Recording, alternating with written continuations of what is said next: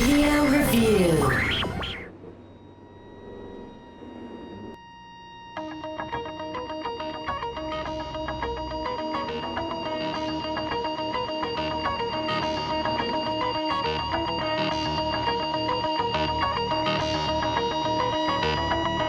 The original Forza Motorsport for the Xbox is one of the first driving games to really toe the line between being accessible to newcomers and really appealing to the hardcore driving audience at the same time without just kind of failing at both.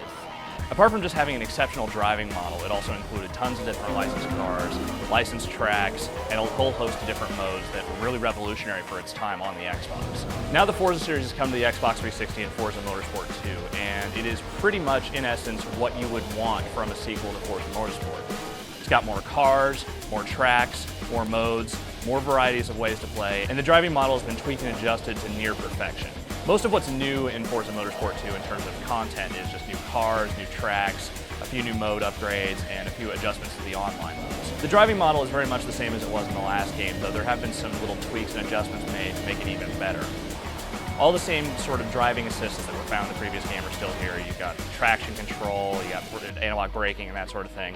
And the driving line is back, though it's also been adjusted so it's not just that one big long driving assist line that, you know, shows you when to accelerate, when to decelerate and everything. There's a version of it now that just shows you when to brake, which is actually a much better option because you don't have to rely on it as much as a crutch. Physics have been improved in certain areas. You definitely feel the difference between all the different types of cars, and there are lots of different types of cars in the game. There's damage modeling, collisions, you know, everything feels pretty much right as you're driving around the track. At the same time, the game isn't necessarily that difficult to drive if you've never played a game like this before. Because of all the assists and because of all the little tweaks and things you can do to adjust the way the car handles from the outset, you can pretty much tailor this game to your difficulty level. You can turn off all the different driving assists and drive au naturel, so to speak, and doing so makes the game very, very difficult. The opponent AI in the game is also some of the most realistic you'll find in any driving game out there. For the most part, the drivers drive very professionally. You know, if you're not banging into them left and right, they'll drive, you know, pretty much the same way. They won't bang into you. They'll concede corners when you're trying to take turns, that sort of thing. But at the same time, if you're driving very aggressively, if you're trying to intimidate guys by banging into them or even knocking them off the track, some might just get intimidated and stay back, whereas others will just start coming after you and banging into you left and right. Perhaps the best thing you can say about the AI is that you don't really think about it very much. They just kind of drive the way you would expect other drivers to drive, and you know, they react accordingly.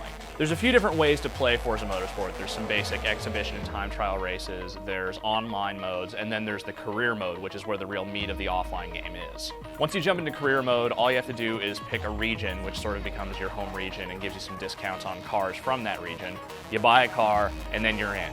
There's a few races unlocked to you, you start at level 1, and you just start racing until you earn more cash to buy more cars, buy some part upgrades to boost your cars, and you know, just progress as you would. And as you level up, you earn some discounts with various manufacturers, some part manufacturers, and you just keep going until you've basically bought all the cars that are in the game. The cool thing about the career mode is that it gives you a variety of different race types. Even though there's a limited number of tracks in the game, there's only 12 racing environments. You never really feel like you're doomed to repetition just because it gives you all these different ways to take on the tracks. You can do everything from like a Class D race where you're just, you know, doing stock manufacturer models to races with certain limits on horsepower, different specific models of cars, specific regions, that sort of thing. You can also take on career races online, which are, you know, they're basically ranked Xbox Live matches, but they earn you cash towards your career. Apart from that, you can also jump into some online tournaments, which are hosted by Microsoft and are generally specified based on car class and that sort of thing. And then you can also jump into the auction house and sell cars that you've made and customized yourself.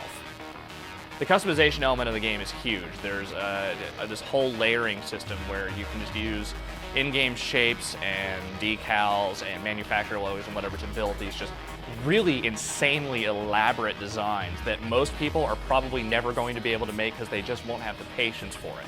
But if you do, you can create the most amazing decals on the cars, and you can probably sell them for a real nice profit on the auction house because that's what people are buying. You can also upgrade cars with parts and make them much faster, give them better handling, better braking, give them better fat wings on the back and standard racing bumpers and whatnot. All this sort of plays into the car's individual performance index, which is sort of a new feature. The game uses the same lettered class system as the previous Forza, but this one also includes a number rating for within that class. As that number goes up, it'll start, your car will start jumping classes, become better and better, and you can sort of use the performance index number to kind of judge how your car is going to go in against other cars in various races. In terms of presentation, Forza 2 is a real delight to look at. The game has excellent graphics.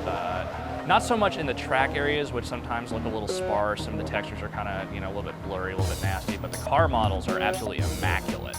Beautifully designed, look exactly like they would with the real-life counterparts, and the game runs at a really smooth 60 frames a second. Never seems to dip, never really, chunks up at any point, and that seems to be the real focus with the game's look, is that it's emphasizing the sense of speed over, really a lot of, elaborate, pretty visuals and whatnot. Still, you get some nice lighting effects, great shadows, and as much as the tracks don't necessarily look that great up close, if you're looking at some of the track details up close, you're doing something wrong. So in the end, Forza 2 really is just Forza done bigger and better. It takes everything that was great about the first Forza game, just adds a whole bunch more content to it, adjusts some of the things that maybe weren't quite as great, and really just turns in a really amazing driving game overall.